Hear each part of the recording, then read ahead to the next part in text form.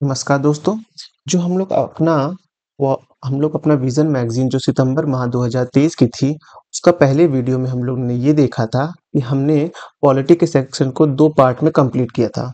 तो आज हम अपने प्रायोरिटी के अनुसार जो हमारे ज़्यादातर प्रीलिम्स एग्ज़ाम में महत्वपूर्ण होता है, पॉलिटी, उसके बाद विज्ञान और प्रौद्योगिकी, इस हिसाब से हम प्रायोरिटी सेट करेंगे और आज हम लोग देखेंगे कि विज्ञान एवं प्रौद्योगिकी यानी कि साइंस और टेक में सितंबर माह का जो विज़न मैगज़ीन आई थी, उसमें क्या-क्या दिया हुआ है। तो आइए आज हम जो अपना एक वीडियो में एक टॉपिक देखेंगे, उसको कवर कर लेते हैं कि क्या-क्या उसमें मेन है। पहला हम देखेंगे आदित्य L1, फिर हम देखेंगे चंद्रयान 3, फिर देखेंगे बैटरी ऊर्जा भंडारण प्रणाली, चौथा हम देखेंगे वेनेडियम, पाँचवाँ गुणसूत्र, वायु गुणसूत्र, छठवाँ हम देखेंगे जीन जीन ड्राइविंग प्रौद्योगिकी देखेंगे, ड्राइव प्रौद्योगिकी और संक्षिप्त सुर्खियाँ। इतना पोर्शन अपने एक वीडियो में देखेंगे कि जिससे ज़्यादा वीडियो लंबा ना हो और आपको पढ़ने में भी आसानी हो। तो आइए आज से स्टार्ट करते हैं अपना पहला टॉपिक जो है Aditya L1।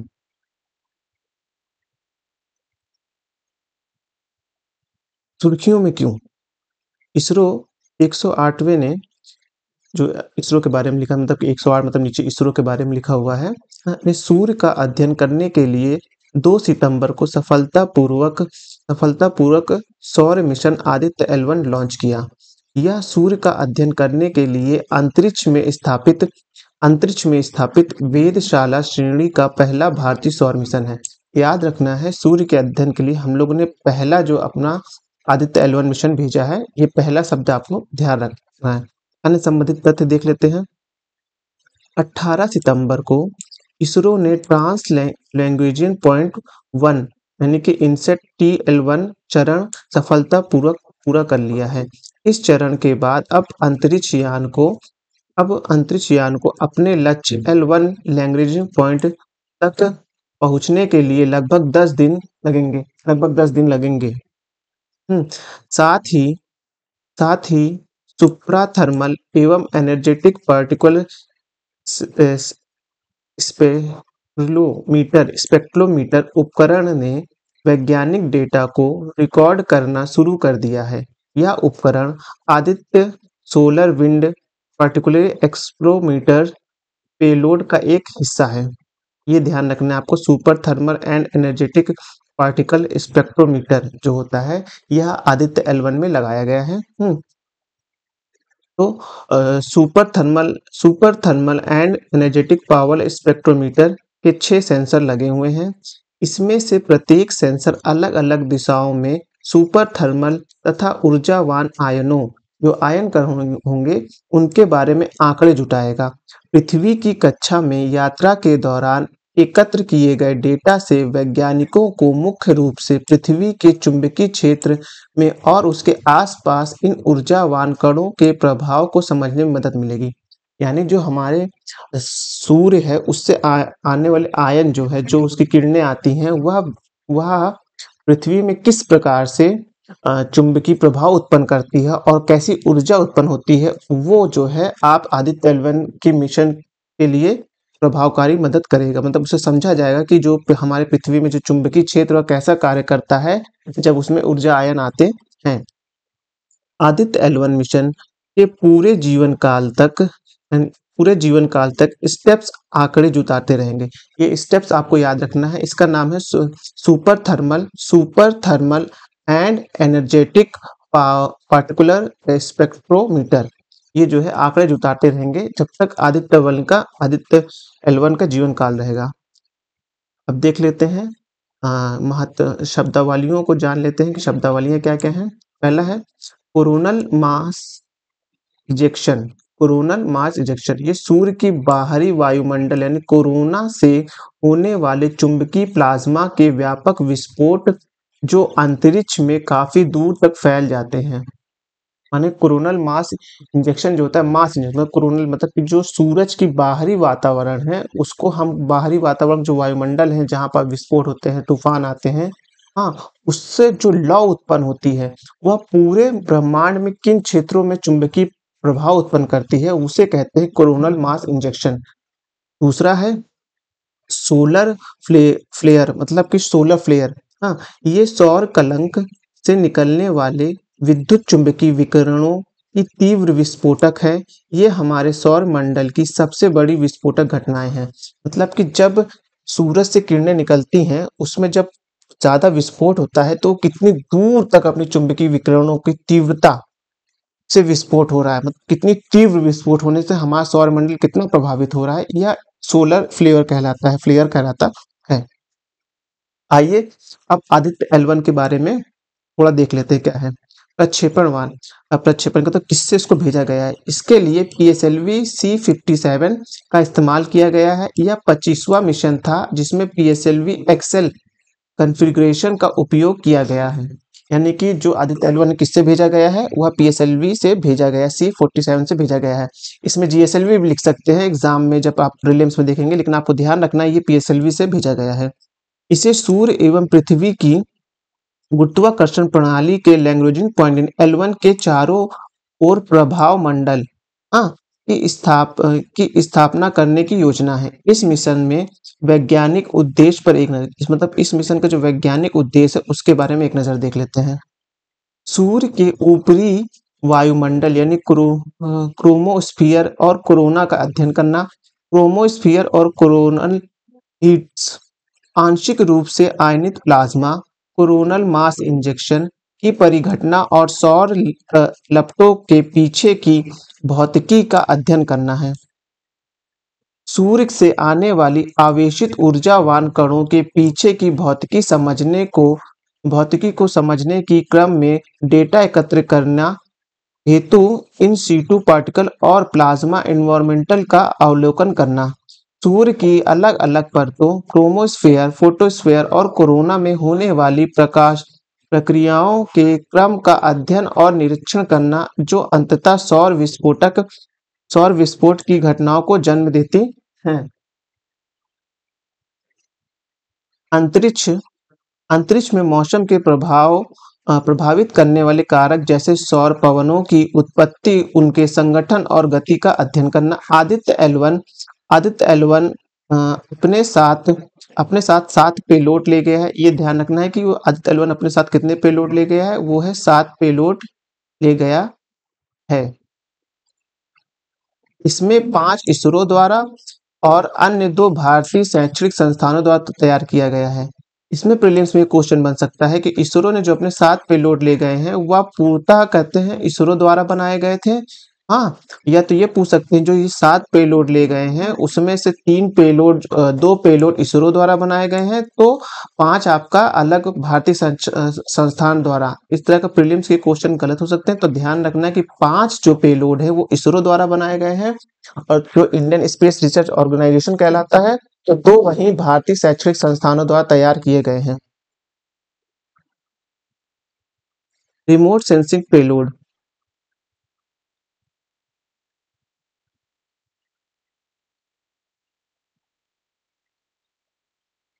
Visible emission light क्रोनोग्राफी,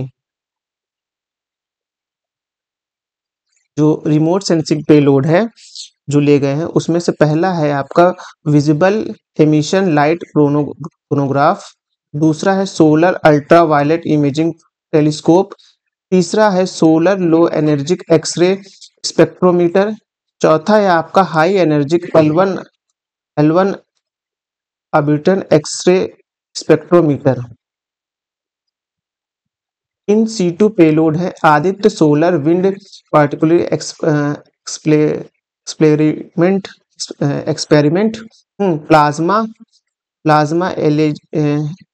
plasma analysation package for Aditya, हाँ, advanced tri axial high resolution digital मैग्रोमीटर।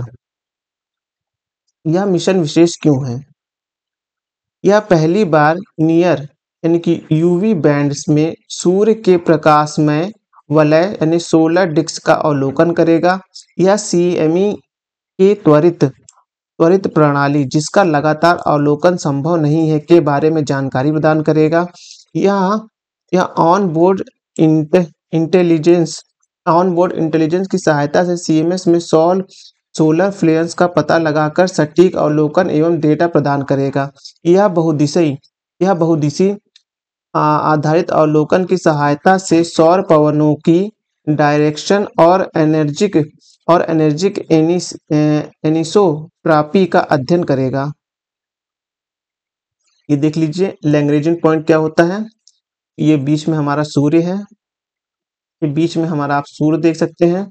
हाँ, इसमें देखिए आदित्य L1 यहाँ आएगा, L1 पे ये हमारा अर्थ है, ये आदित्य, ये L4 है, ये L3 है, ये L5 है, ये L2 है। जो आदित्य L1 जो आया है वो सूर्य और पृथ्वी के बीच में आया है, ध्यान रखना है, जो आदित्य L1 कहला रहा है।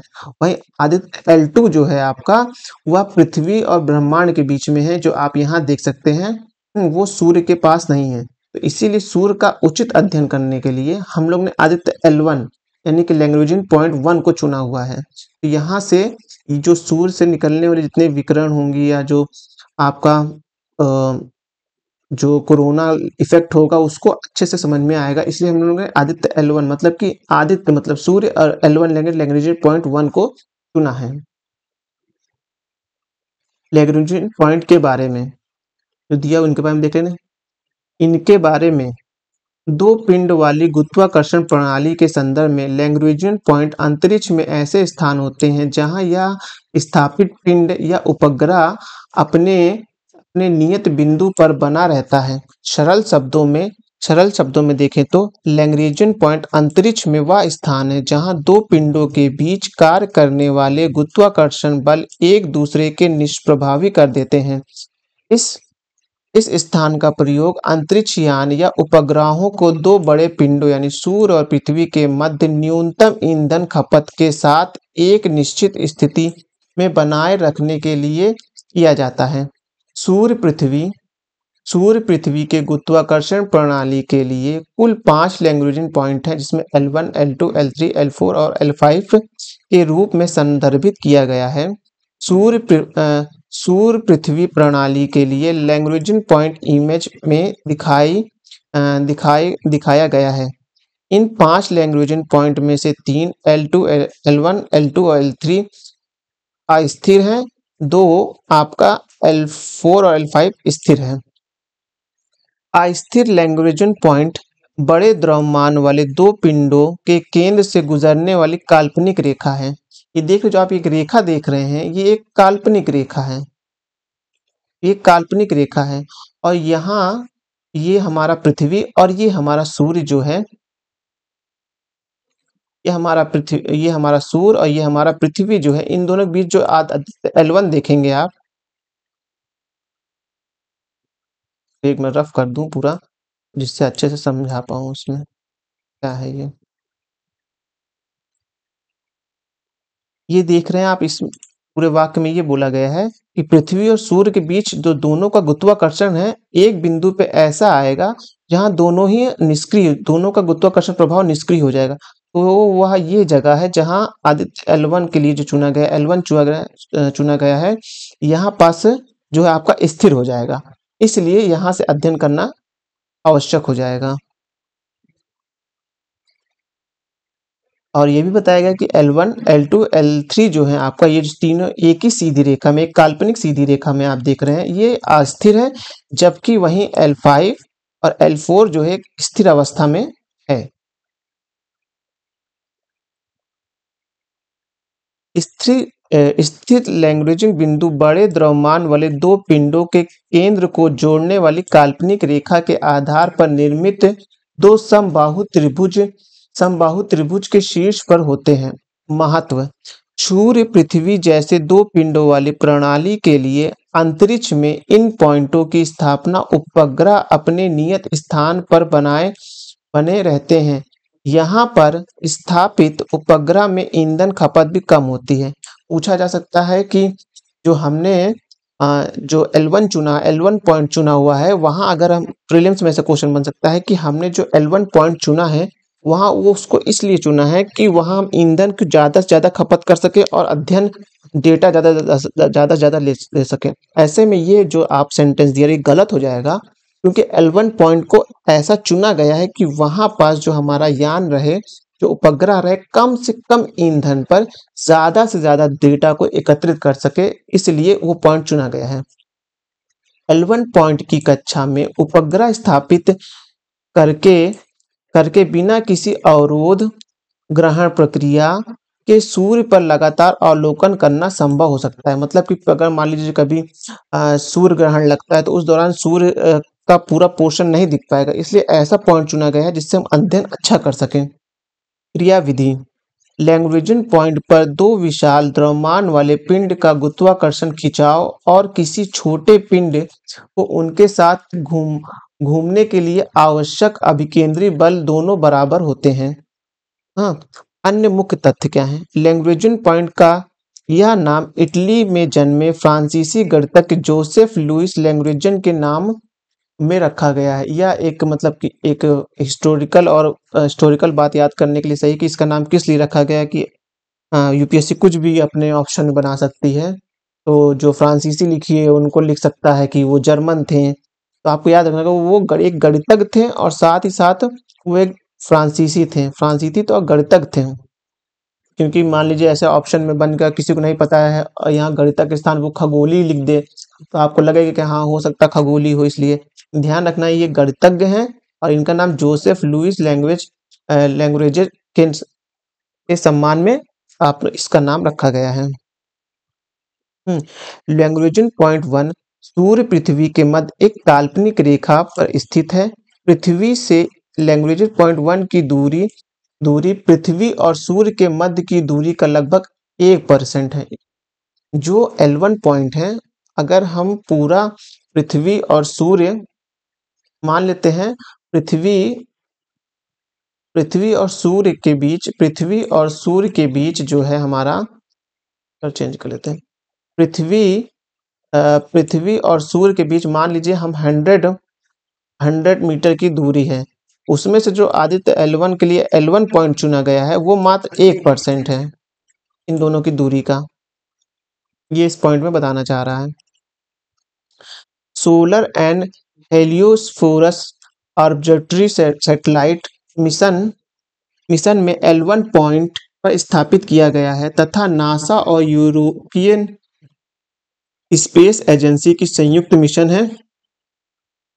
नासा ने जेम्स वेब स्पेस टेलीस्कोप को L1 पॉइंट पर स्थापित किया है।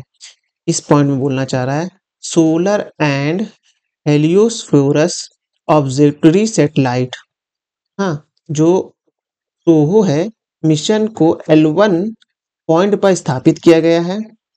यह नासा और यूरोपीय स्पेस एजेंसी का संयुक्त मिशन है। नासा ने जेम्स वेब टेलीस्कोप को L1 पॉइंट पर स्थापित किया है। ये यहाँ पास आपका नासा ने जेम्स वेब टेलीस्कोप को स्थापित किया है। निष्कर्ष देख लेते हैं। इसरो का यह महत्वाकांक्षी मिशन वैज्ञानिक प्रगति के आगे बढ़ाने और वैश्विक अंतरिक्ष अन्वेषण मंच पर अपनी स्थिति को मजबूत करने में देश की प्रतिबद्धता का प्रतीक है। नोट: अंतरिक्ष में भारत की रेस और इसरो के आगामी मिशन के बारे में अधिक जानकारी कृपया अगस्त 2023 की मासिक समसामयिका देखें। आर्टिकल ये, तो इसको एक बार हम देख लेंगे और इसके लिए एक छोटा शॉर्ट वीडियो हम बना देंगे, ये नोट कर लेंगे इसको। एक और भी अगर आपको देखना हो तो कमेंट करिएगा कि इसमें और भी जानना है, तो हम 2023 का अगस्त माह का जो है आर्टिकल जो है 7.1 वो देख लेंगे एक बार। अब देख लेते हैं चंद्रयान 3 पे टाइडल लॉकिंग हम देख लेंगे, जो हमारा दूसरा लेसन है विज्ञान और प्रौद्योगिकी का। सुर्खियों में क्यों? हाल ही में इसरो द्वारा चंद्रमा पर सूर्योदय होते ही सोलर प्रज्ञान और विक्रम लैंडर को फिर से शुरू करने की कोशिश की गई। गौरतलब है कि चंद्रमा की रात से सुरक्षित रखने के लिए स्लीप मोड पे डाल दिया गया था। मतलब कि चंद्रमा पे क्या होता है कि रात में समय बहुत ज्यादा, मतलब टेम्परेचर बहुत ज़्यादा डाउन हो जाता है, जिससे उपकरणों को काम करने या उनको उपकरणों को काम करने के लिए जो बैटरी दी जाए, मतलब जो ऊर्जा दी जाएगी, वह बहुत ही ज़्यादा खपत होगी, जिससे वह उपकरण जो है हमारा खराब हो सकता है। इसके लिए हम क्या करते हैं, जब ठंड बहुत ज़्यादा बढ़ जाती है तो हम जो है वहाँ हमारा जो उपग्रह प्रज्ञान और विक्रम है उनको जो है स्लीप मोड में डाल देते हैं, और जब सूर्य की किरणें फिर वापस से पड़ेंगे और सोलर एनर्जी मिलेगी और वो चार्ज होंगे तो वापस से वो वर्क कर सकें, इसके लिए ये सेंटेंस में बोला जा रहा है। अन्य संबंधित तथ्य देख लेते हैं। चंद्रयान 3 मिशन के लैंडर और रोवर को सौर ऊर्जा से चलने के लिए डिजाइन किया गया है, इसलिए चंद्रमा पर दिन की अवधि के दौरान दौरान उन्हें लैंड कराने की योजना बनाई गई थी। चंद्रमा का दैनिक अर्थात चंद्रमा का दिन और रात की अवधि के दौरान दौरान तापमान में बहुत अधिक उतार चढ़ाव रहता है। इसके चलते चंद्रमा 3 मिशन के इलेक्ट्रॉन उपकरणों के लिए चंद्रमा पर रात के समय बेहतर कम तापमान पर काम करना काफी मुश्किल हो जाता है। चंद्रमा इसलिए चंद्रमा पर दिन की अवधि अवधि के समाप्त होने से थोड़े पहले लैंडर और रोवर को हाइबरनेशन मोड पर या स्लीप मोड पर डाल दिया गया था। यह लैंडर और रोवर के हाइबरनेशन मोड से एक्टिव मोड में लाने में सफलता हासिल होती है, तो इससे भावी अंतरिक्ष अभियानों के लिए इसरो को लैंडर रोवर तकनीक के उपयोग को मान्यता मिल जाएगी। मतलब ये एक प्रकार से पायलट मोड पर ये देखा गया, पायलट प्रोजेक्ट रखा गया है कि अगर हम जो हाइबरनेशन मोड पर डाल देते हैं या स्लीप मोड पर डाल देते हैं, उसको दोबारा एक्टिव हो पाएगा कि नहीं। अगर ऐसा हो पाएगा तो हम ऊर्जा की बचत कर पाएंगे चंद्रमा पर।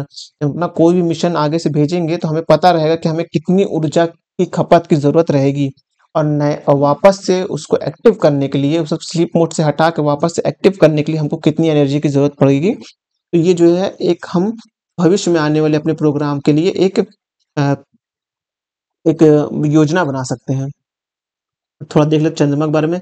चंद्रमा पर रात की अवधि का प्रभाव, रात की अवधि क्या प्रभाव पड़ेगा मिशन पर प्रभाव।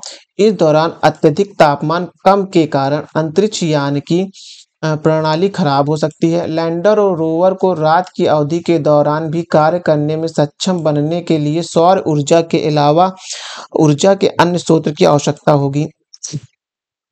ऊर्जा के अन्य स्रोतों में परमाणु ऊर्जा स्रोत, रिएक्टर और रेडियो आइसोटोप ऊर्जा स्रोत सबसे बेहतर साबित हो सकते हैं। अनुसंधान और वित्तीय पोषण। चंद्रमा पर कोई वायुमंडल नहीं है, इसलिए मान लिया जाए कि चंद्रमा पर अगर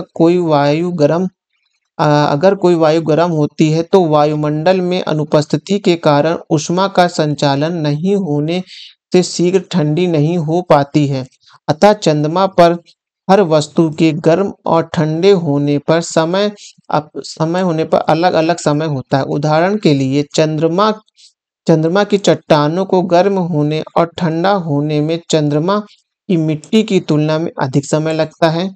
गर्म और ठंडे होने के अलग-अलग दरों में हम चंद्रमा पर ऐसे क्षेत्रों का पता लगा सकते हैं जो बड़ी मात्रा में चट्टानें मौजूद हैं। चंद्र दिवस के बारे में देख लेते हैं। चंद्रमा पर एक औसत सौर दिवस यानी चंद्र दिवस वह समय है जब चंद्रमा सूर्य के सापेक्ष अपनी ध्रुव पर एक चक्कर पूरा करता है। चंद्रमा पर एक औसत सौर दिवस 29.5 दिवस के बराबर होता है। पृथ्वी पर एक औसत सौर दिवस 24 घंटे के बराबर होता है। इसलिए चंद्रमा पर दिन की अवधि और रात की अवधि धरती से 14 दिन यानी 24 घंटे का एक दिन के बराबर होती है। चंद्रमा पर तापमान देख लेते हैं। चंद्रमा की भूमध्य रेखा के पास दिन की अवधि का तापमान 250 डिग्री फ़ारेनहाइट लगभग 120 डिग्री सेंटीग्रेड तक पहुंच जाता है, जबकि रात की अवधि का तापमान -208 डिग्री फ़ारेनहाइट यानी -130 डिग्री सेल्सियस तक पहुंच जाता है। मतलब इतना अंतराल आप देख सकते हैं। तो ऐसे में मशीन जो होते हैं, हमारे जो उपकरण होते हैं, खराब होने की संभावना बढ़ जाती है। यह उच्च दैनिक तापांतरण मतलब कि जो दिन और रात के बीच का अंतर होता है उसे तापांतर कहते हैं। यह उच्च दैनिक तापांतर चंद्रमा पर वायुमंडल की अनुपस्थिति और पृथ्वी के समय चंद्रमा के ज्वार बंधन यानी कि टाइडल लॉकिंग के कारण होता है। वायुमंडल में उपस्थित वायुमंडल की उपस्थिति से ऊष्मा का प्रसार पूरे ग्रह पर हो जाने से चरम तापमान की स्थिति उत्पन्न नहीं होती है। टाइबल लॉकिंग के बारे में देख लेते हैं। टाइबल लॉकिंग का तात्पर्य चंद्रमा पर अपनी ध्रुवी सूर्य के सापेक्ष परिघूर्णन करने में लगने वाले समय और पृथ्वी की परिक्रमा करने में लगने वाले समय दोनों बराबर होते हैं। यह चंद्रमा और पृथ्वी दोनों द्वारा एक दूसरे पर लगाए जाने वाले गुरुत्वाकर्षण बल के कारण होते हैं। टाइडल लॉकिंग के परिणाम इसके चलते हमें चंद्रमा पर केवल एक ही भाग दिखाई देता है, अतः चंद्रमा का एक भाग ही हमेशा पृथ्वी की ओर रहता है, जबकि दूसरा भाग पृथ्वी की ओर कभी नहीं आता है। इसलिए पृथ्वी के संदर्भ में चंद्रमा के दो भाग होते हैं। सम्मुख भाग, इसमें चंद्रमा का वह भाग लगभग 60% भाग शामिल है जो पृथ्वी से दिखाई देता है। विमुख भाग, यह चंद्रमा का वह भाग शामिल है जो पृथ्वी से कभी नहीं दिखाई देता है। चंद्रमा के विमुख भाग पर अमावस्या के दौरान सूर्य का प्रकाश पड़ता है और यह लगभग पृथ्वी के 14 दिन तक जारी रहता है। अंततः जब तक 1959 में सोवियत अंतरिक्ष यान लूनार 3 द्वारा इस भाग की तस्वीर नहीं ली गई थी, तब तक हमें इस भाग की स्थलाकृति विशेषताओं के बारे में कुछ नहीं पता था। 1968 में अपोलो 8 के मिशन में सवार अंतरिक्ष यात्री चंद्रमा के इस भाग को अपनी आंखों से देखने वाले पहले इंसान थे। जो अपोलो 8 मिशन था वह चंद्रमा पर लैंड करने के बजाय चंद्रमा से दूर चला गया था। तो वह जब मिशन लौट रहा था, जब मिशन को वापस पृथ्वी पे अपोलो 8 को बुलाया जा रहा था, तो उसमें जो बैठे हुए अंतरिक्ष यात्री थे, अपोलो 11 में आपको याद होगा अपोलो 11 उतरा था। लेकिन अपोलो 8 को भी एक प्रैक्टिस के लिए जब भेजा गया था, वह पूरे चंद्रमा का चक्कर लगाकर तब वो उसकी फोटो लेते हुए उसके दूसरे भाग विमुख भाग की चंद्रमा के विमुख भाग की फोटो लेते हुए पृथ्वी पे आया था। इसमें जो लोग बैठे अपोलो 11 में जो लोग मिशन में गए हुए थे, वह अब तक के पूरे पृथ्वी के ऐसे इंसान हैं जो अब तक की सबसे लंबी दूरी तय कर चुके हैं अंतरिक्ष में, जो कि अपोलो 8 के मिशन का था। ये थोड़ा अतिरिक्त जानकारी थी जो मैंने आपको बता दी। आकार पर प्रभाव, आकार दो पिंडों के बीच लगने वाले गुरुत्वाकर्षण बल हमेशा दोनों पिंडों के आमने सामने वाले भागों अधिक प्रभाव डालते हैं। इसके चलते दोनों पिंडों के आकार में फैलाव और विकृति देखने को मिलती है। पृथ्वी पर गुरुत्वाकर्षण बल चंद्रमा के आकार को विकृति यानी कि ध्रुवों पर थोड़ा चपटा और भूमध्य रेखा पर उभरा हुआ करते हैं। इसी प्रकार की विकृति पृथ्वी के महासागरों में भी देखने को मिलती है, जिसके चलते बारी बारी से ज्वार भाटा आते हैं। धीमा घूर्णन, टाइडल लॉकिंग के कारण घूर्णन पृथ्वी जो पिंड का घूर्णन धीमे हो जाता है। ये ध्यान रखना है कि टाइडल लॉकिंग के द्वारा जो पिंड का घूर्णन होता है वो कम हो जाता है, तो थोड़ा धीमे हो जाता है। चंद्रमा के निर्माण के समय इसका घूर्णन आज की तुलना में काफी तीव्र था, मतलब काफी तीव्र था उस वक्त। पृथ्वी की घूर्णन गति भी धीमे हो रही है, जिसका मुख्य कारण चंद्रमा के साथ टाइडल लॉकिंग प्रभाव है। चंद्रमा पर बसने की संभावना, चंद्रमा पर उच्च दैनिक तापांतरण के चलते वहां बसना एक चुनौतीपूर्ण हो सकता है, परंतु मंगल पे बसना एक संभावना दिखता है। और चंद्रमा को हम एज अ पेट्रोल पंप या एज अ स्टेशन यूज करना चाहते हैं कि वहां हमें कुछ मतलब कि जो हम पृथ्वी से यान भेजे मंगल के लिए, उसका जो ईंधन हम दोबारा रिफ्यूल कर सकें, हम वो चंद्रमा को एक प्रकार से स्टेशन के रूप में देख रहे हैं। ब्रह्मांड में टाइडल लॉकिंग। सौर सौर मंडल में सभी बड़े चंद्रमा अपने ग्रहों के साथ टाइडल लॉकिंग में बंधे हुए हैं। हालांकि ये बड़े चंद्रमा अपने अस्तित्व के समय से कई कक्षाओं में परिक्रमण करने करके करने बाद अपने ग्रह के साथ टाइडल लॉकिंग प्रणाली में व्यवस्थित हो जाते हैं। कुछ बाइनरी तारे टाइडलिंग लॉकिंग में एक दूसरे से बंधे होते हैं। इसके अलावा इस बात के भी प्रमाण मिले हैं कि सौर मंडल से बाहर कई ग्रह अपने तारों के साथ टाइडल लॉकिंग में बंधे हुए हैं। सिर्फ इसमें ये बताना चाह रहा है कि टाइडल लॉकिंग में केवल चंद्रमा और पृथ्वी या सूर्य ही नहीं बंधे हुए हैं, अन्य ग्रह भी और सितारे और तारे भी टाइडल लॉकिंग में बंधे हुए हैं। इसमें और बोल रहा है कि चंद्रमा 3 के बारे में और भी जानकारी के लिए आप मासिक जो अगस्त तक की आई थी उसको देख सकते हैं। सॉफ्ट लैंगिंग के बारे में उसमें बताया गया है। वहाँ पढ़िएगा। बैटरी ऊर्जा भंडारण प्रणाली। हाल ही में केंद्रीय मंत्रिमंडल ने बैटरी ऊर्जा भंडारण प्रणाली के विकास के लिए व्यवहार्यता अंतराल वित्तीय पोषण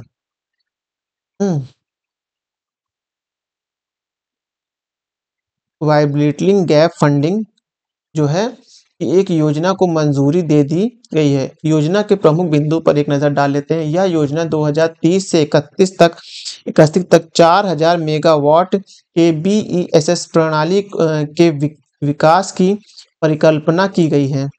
इसमें पूंजीगत लागत में 40% का वित्तीय समर्थन प्रदान किया जाएगा। यह समर्थन VGF के रूप में बैटरी सहायता के तौर पर प्रदान किया जाएगा। VGF एक मुफ्त व अस्थगित अनुदान है। प्रायः यह अनुदान आर्थिक रूप से उचित किंतु फंडिंग की कमी वाले अवसंरचना परियोजनाओं में प्रदान किया जाता है। मतलब कि ये जो VGF एक मुफ्त किस्त होती है जहां पर आप देखेंगे अस्थगित अनुदान होता है। यह अनुदान आर्थिक रूप से उचित किंतु फंडिंग की कमी, जहां मतलब कि कुछ भी आर्थिक तौर पे कोई काम करना है लेकिन उसके लिए फंडिंग कमी होती है तो वहां VGF फंडिंग जो है दिया जाता है। इस योजना का लक्ष्य 5.50 से 6.6 रुपए प्रति किलोवाट के बीच लेवलाइज्ड कॉस्ट ऑफ स्टोरेज प्राप्त करना है। इसमें बिजली की अधिकतम मांग के दौरान बिजली की आपूर्ति करने के लिए भंडारित नवीनीकृत ऊर्जा को एक व्यवहार्य या किफायती विकल्प बनाया जा सकता है।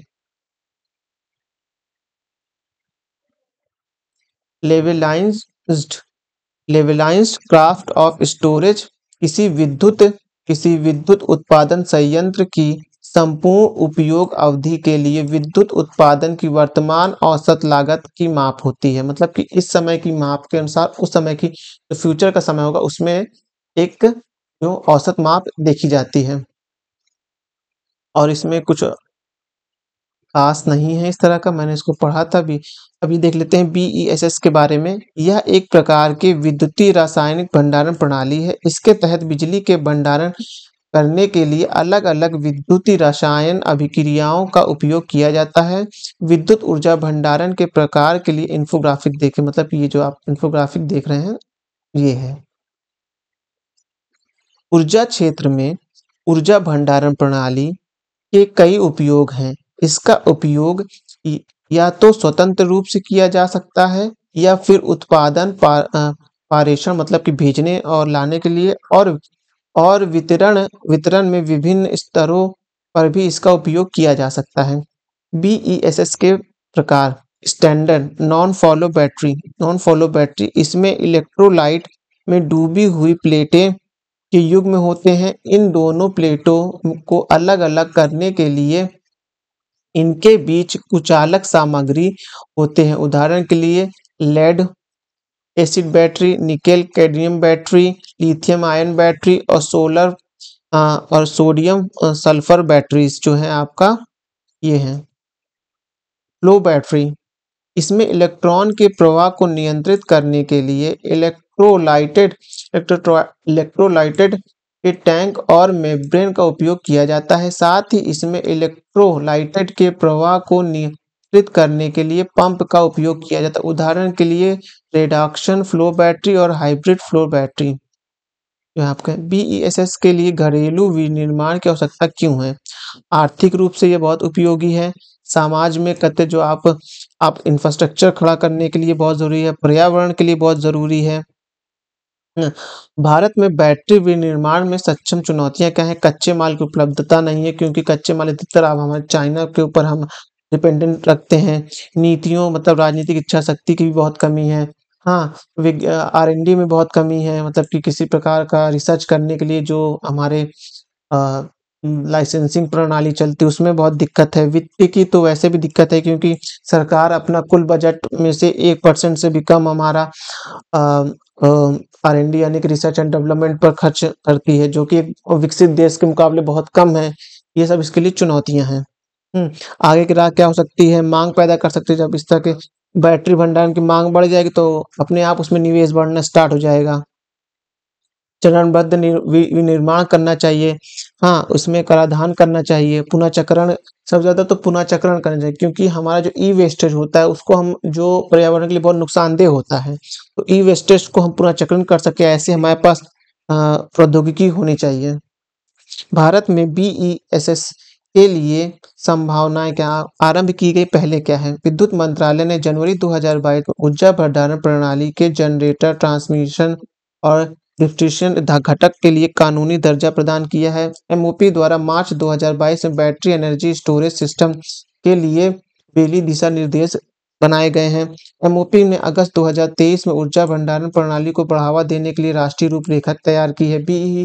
बीईएसएस क्षेत्रक में चक्रीय अर्थव्यवस्था को बढ़ावा देने के लिए बैटरी अपशिष्ट प्रबंधन नियम लागू किए गए हैं। तो इस प्रकार से ये टॉपिक खत्म हुआ। अब हम देखेंगे 7.4 का वेनेडियम जो है, हम वो देखेंगे कि वेनेडियम के बारे में क्या लिखा गया है। सुर्खियों में क्यों? भारतीय भूवैज्ञानिक सर्वेक्षण के शोधकर्ताओं ने गुजरात के खंबात की खाड़ी में वेनेडियम की खोज की। वेनेडियम एक क्रिस्टल मिनरल है, क्रिटिकल मिनरल है, तो बहुत कम मिलने वाला। अब देख लेते हैं भारतीय भूवैज्ञानिक जो सर्वेक्षण है, जो ज्योग्राफिकल सर्वे ऑफ इंडिया, उसको देख लेते हैं। इसकी उत्पत्ति हुई थी, इसकी मतलब इसकी स्थापना 1851, मतलब कि जब हम औपनिवेशिक काल में थे उसका में मुख्य रूप से रेलवे के लिए कोयला भंडारण की खोज के लिए की गई थी। मंत्रालय कौन था? खनन मंत्रालय। हाँ, कार्य क्या है? राष्ट्रीय भूवैज्ञानिक डेटा का सृजन करना और उन्हें अपडेट करना, खनिज संसाधनों और आकलन करना और हवाई तथा समुद्री सर्वेक्षण करना, विविध भू तकनीकी, भू पर्यावरण और प्राकृतिक खतरों के अध्ययन, हिमनद विज्ञान, सीमोटोनो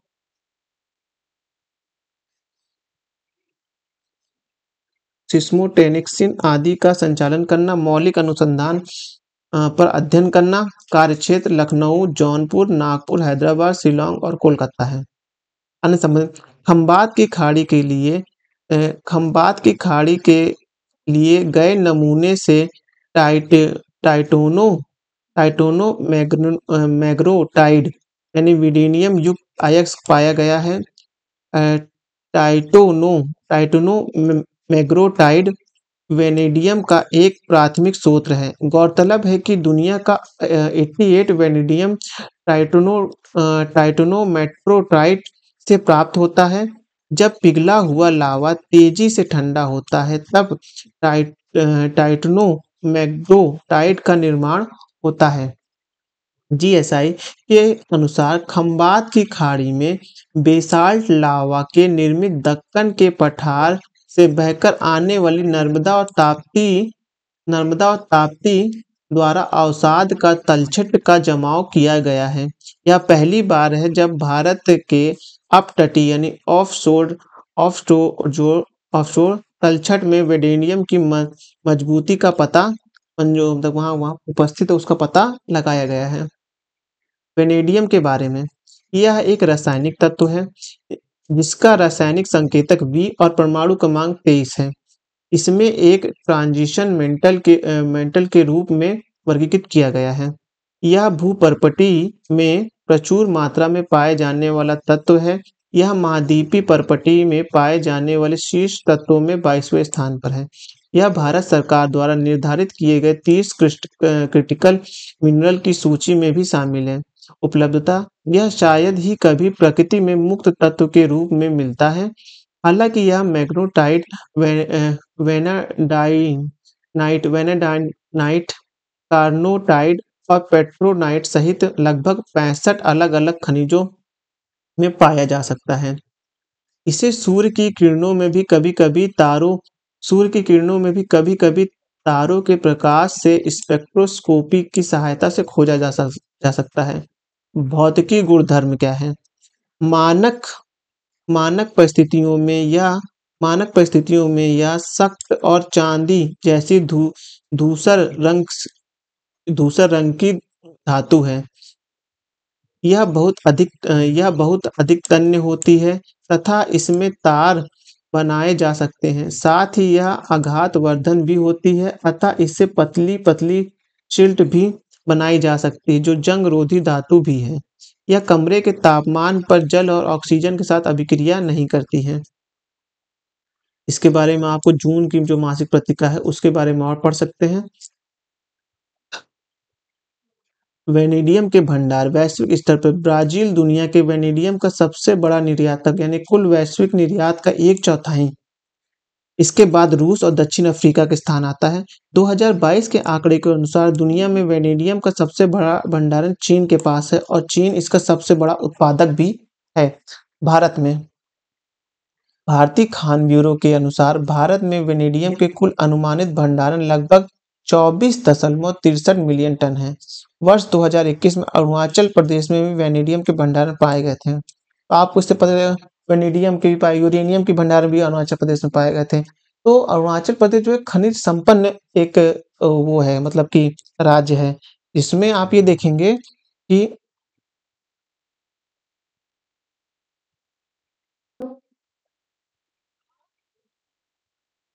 वेनेडियम का उपयोग, ऊर्जा भंडारण, इसका उपयोग वेनेडियम रेडॉक्स फ्लो बैटरी में किया जा सकता है। यह एक प्रकार की रिचार्जेबल बैटरी है जिसका उपयोग नवीनीकरण ऊर्जा प्रणाली के बड़े पैमाने पर ऊर्जा भंडारण के लिए किया जाता है। मतलब इसका उपयोग क्या हो सकता है कि ऊर्जा भंडारण के लिए हो सकता है। फिर स्टील विनिर्माण, स्टील उत्पादन में एक मिश्रित धातु तत्व के रूप में इसका उपयोग किया जाता है। यह स्टील की मौजूदगी, कठोरता और ऊष्मा प्रतिरोधन को बढ़ाता है। ढलवा लोहा कस्ट आयन में 0.15 वेनेडियम के मिश्रण से उसकी मजबूती 10 से 25% तक बढ़ सकती है। मतलब ये जो बहुत ही महत्वपूर्ण है। उत्प्रेरक के रूप में हो सकता है, प्रेरक में, परमाणु रिएक्टर के रूप में, औषधि उपयोग में भी हो सकता है। मतलब कि पूछेगा कि वेनेडियम का उपयोग किस किस में हो सकता है, बैटरी उत्पादन में हो सकता है, उत्प्रेरण के रूप में, परमाणु रिएक्टर में हो सकता है, स्टील निर्माण में हो सकता है, औषधि उपयोग में हो सकता है। तो औषधि उपयोग अगर बोल देगा तो इसमें थोड़ा सोच सकते हैं, लेकिन औषधि उपयोग में संभावनाएं हैं।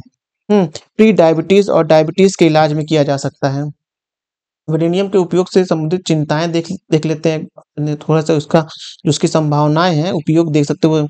हाँ, एरोस्पेस और विनिर्माण में हो सकता है, अन्य घटक में भी हो सकता है। वेनेडियम के उपयोग से संबंधित चिंताएं क्या हो सकती हैं? व्यावसायिक जोखिम बढ़ सकता है, पर्यावरण से संबंधित हो सकता है, आपूर्ति श्रृंखला खराब हो सकती है, सीमित तकनीकी विकास हो सकता है। ये इसमें कैसे वर्क करता है इतना पेपर में नहीं पूछा जाएगा, लेकिन आप फिर भी अपना एक बार इस तरह का जो कंटेंट रहता है उसको खुद से पीडीएफ से पढ़ लिया करिए।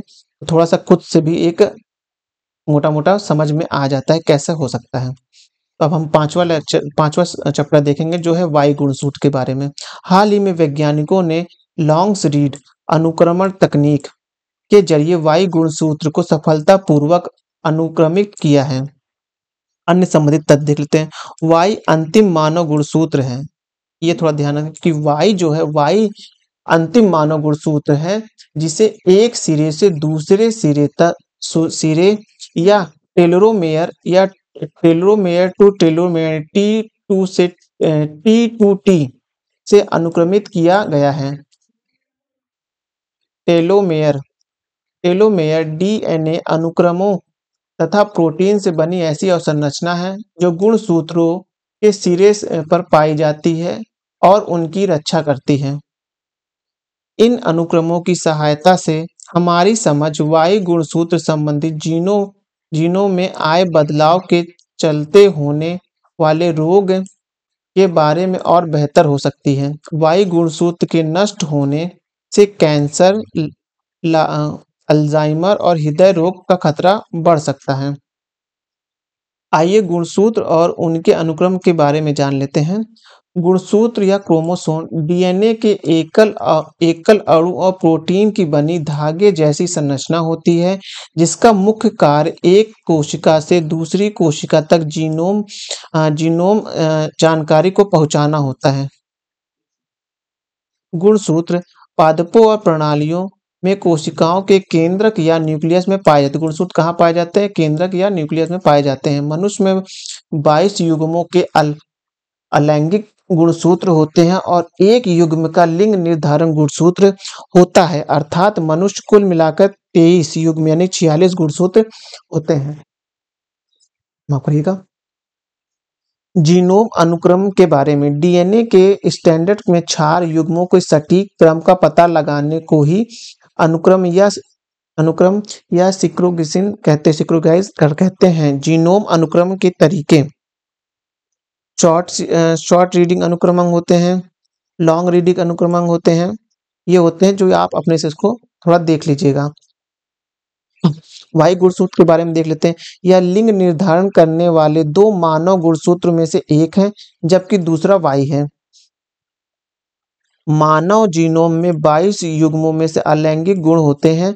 जो युग्म लिंग निर्धारण गुणसूत्र महिला में XX और पुरुष में XY का होते हैं। वाई गुणसूत्र पुरुष में होते हैं।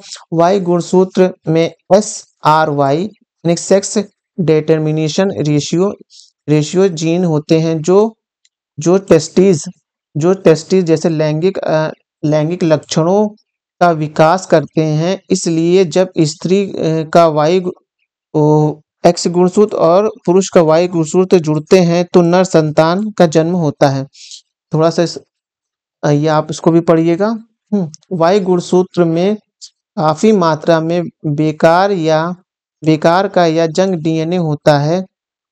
जंग डीएनए में आनुवंशिकी लक्षणों को उत्प्रेरित करने की क्षमता नहीं होती है, इसलिए कोई स्पष्ट कार्य नहीं होने के कारण वाई गुणसूत्र को डीएनए के अधिकांश भाग में व्यर्थ माना जाता है।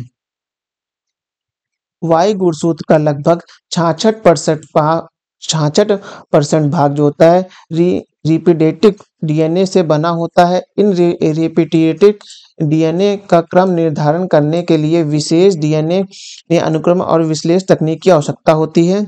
हाँ, वाई गुणसूत्र की तुलना देखिए, तुलना आप देख सकते हैं। इस प्रकार से हमारा जो ये चैप्टर था ये खत्म हुआ। अब 7.6 चैप्टर देख लेते हैं, जिसमें बोला गया है कि जीन ड्राइव प्रौद्योगिकी जो है, जीन ड्राइव प्रौद्योगिकी देख लेते हैं। हाल ही में भारत, ब्राजील और पनामा में आनुवांशिक रूप से संशोधित मच्छरों का उपयोग कर कुछ परीक्षण किए गए हैं। ये परीक्षण खुले में यानी आउटडोर किंतु नियंत्रण दिशाओं में किए गए हैं। इन परीक्षणों के दौरान मच्छरों की आबादी में लगभग 90% के आश्चर्यजनक गिरावट देखी गई है। मतलब कि यह इसलिए जीन ड्राइव प्रौद्योगिकी इसलिए लाई गई है कि जो मच्छर से हमारे जो रोग फैलते हैं उनको हम कम कर सकें। मच्छर कम हो जाएंगे तो रोग भी अपने आप कम हो जाएंगे। इस तरह का कुछ कोरोना टाइम में भी एक प्रकार का रिसर्च किया गया था। याद करना, इसमें भारत, ब्राजील और पनामा 3 लोग हैं। अन्य संबंधित तथ्य, हमें जीनोम अनुक्रम संबंधित तकनीक में काफी प्रगति हासिल की है। साथ ही आनुवांशिकी अनुसंधान या बदलाव करने की हमारी क्षमता में वृद्धि हुई है। इसके चलते हमें मच्छरों के जन्म से संबंधित बाधित करने के लिए आबादी की क्रमिक रूप से नियंत्रित करने की भी सहायता मिली है। जीन ड्राइव टेक्नोलॉजी जो के बारे में, जीन ड्राइव टेक्नोलॉजी एक प्रकार की आनुवांशिकी इंजीनियरिंग तकनीक है। इस तकनीक से मेडिलियन वंशानुक्रम के निर्धारित नियमों को बदलने के लिए जीन में संशोधन किया जाता है। सरल शब्दों में जीन ड्राइव जीडी एक प्रकार की आनुवांशिक इंजीनियरिंग तकनीक है। यह तकनीक जीन को संशोधित करती है, जिसके चलते निर्धारित जीन आनुवांशिकी अनुक्रम में शामिल होता है। मेंडेलिंग आनुवांशिक क्रम वस्तुतः माता-पिता में आनुवांशिकी लक्षणों के संतान की स्थानांतरण होने के पैटर्न के संदर्भ में होता है। घटक जीन ड्राइव के 3 प्रमुख घटक हैं। ये जीन घटक देख सकते हैं आप। CRISPR-9 ये पूछा गया था, एक प्रकार सा प्रोटीन होता है जिस पे कहते हैं डीएनए में कटिंग किया जाता है। CRISPR-9 एंजाइम होता है एक। ये 2019-20 की 18-19 में लगातार ये क्वेश्चन पूछा हुआ था। इसके उपयोग परिणाम जो कैसे हम कैसे उसका उपयोग कर सकते हैं, इस प्रयोग कर डेंगू, मलेरिया जैसे वायरस को खत्म कर सकते हैं। हाँ जी, इसके तरह में ये सब महत्वपूर्ण है क्योंकि इससे बीमारियां अगर कम होंगी तो जाहिर सी बात है जो देश या किसी राष्ट्र में जो होने वाले आर्थिक व्यय होते हैं उसमें कमी आएगी, जीवन प्रत्याशा बढ़ेगी, इसलिए ज़्यादा उपयोगी है। कुछ समस्याएं हैं, पारिस्थितिकी समस्याएं हैं क्योंकि हर परिस्थिति में हर एक फूड चेन होती है, तो इसलिए पारिस्थितिकी में इसमें चिंताएं हो सकती है। कानूनी प्रावधान नहीं है कि किसी भी वस्तु की मतलब किसी भी जीन से किसी भी मतलब कि जीव में अंदर रिसर्च करने के लिए कोई कानूनी वो नहीं, सुरक्षा के मानक नहीं है, नैतिकता के परिणाम के अलग है। इस प्रकार ये देख सकते हैं आप। संक्षिप्त सुर्खियां जो रहेंगी हम इसको अलग वीडियो में देखेंगे। तो अगर आपको ये वीडियो हमारा जो हम सितंबर माह की मैगजीन विजन मैगजीन जो आईएएस के लिए आती है और पीसीएस के लिए आती है, उसके लिए जो हम करंट अफेयर देख रहे थे, अगर आपको ये पसंद आया हो तो हमारे चैनल को सब्सक्राइब करें, लाइक करें। धन्यवाद।